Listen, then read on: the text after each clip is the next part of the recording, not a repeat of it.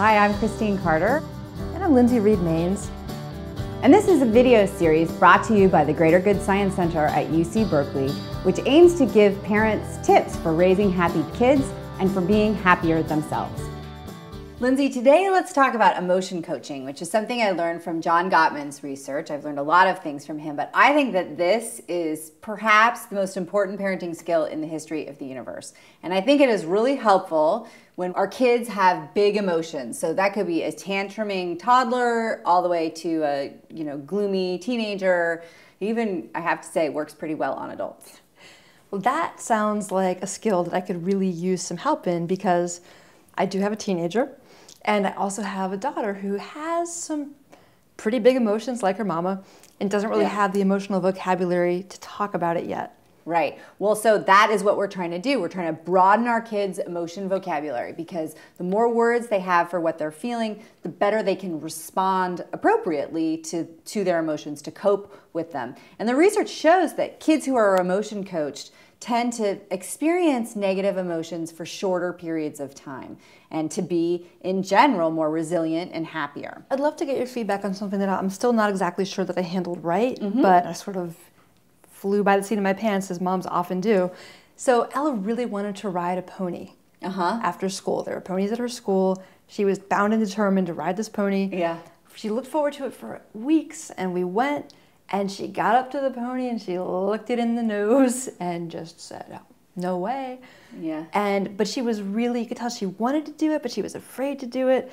And she was pretty upset. She was upset, and I felt really sad for her, that I felt like she was failing in this thing she wanted to do. Okay. But also legitimately afraid. Right. Okay, so that's the first step, is just to label and validate. So what we want to do is label the emotions that she's feeling first, right? So she's feeling afraid. She's probably also feeling really disappointed that she hasn't, she's been looking forward to this for so long and now she's not going to do it.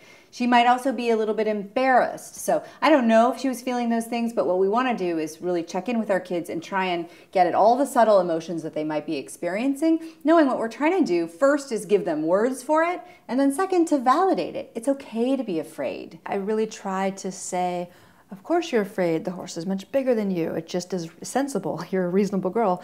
But I also was kind of wanting to just pick her up like a sack of potatoes, throw her on the horse and say, "You're not afraid, you love horses. Go for it," and fake our way through it. Get her through Fake it till you make it. Yeah, right. Actually, I think what you did do is better, because it can be very invalidating to kids.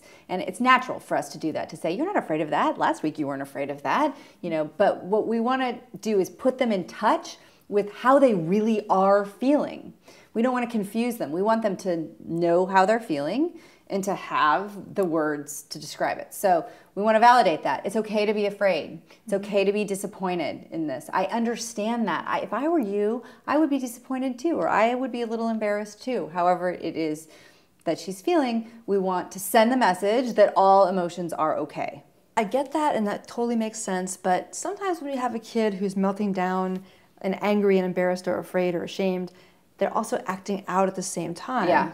So how, as a mom, can I help them validate their feelings and label them without accepting bad behavior? Well, so you just said it. Kids need to understand that there is a world of difference between feelings and behavior. All feelings are okay, no matter how much they might hurt or how negative they might seem. It is okay to feel jealous. It's okay to be angry. It is not okay to lie or to hit or to call somebody a name or any of the things that kids tend to do. Sometimes even adults do it when they're feeling badly. So you want to send the message, all feelings are okay. Not all behavior is okay. So you definitely don't want to ignore bad behavior or validate bad behavior. You're just validating the feelings in this instance. So I would say the tip for the week is to make an effort to label and validate your kids' emotions and know that what you're doing is emotion coaching, and this is one of the most important skills that we can have for raising happy children. Thank you, Christine. You're welcome. Thank you.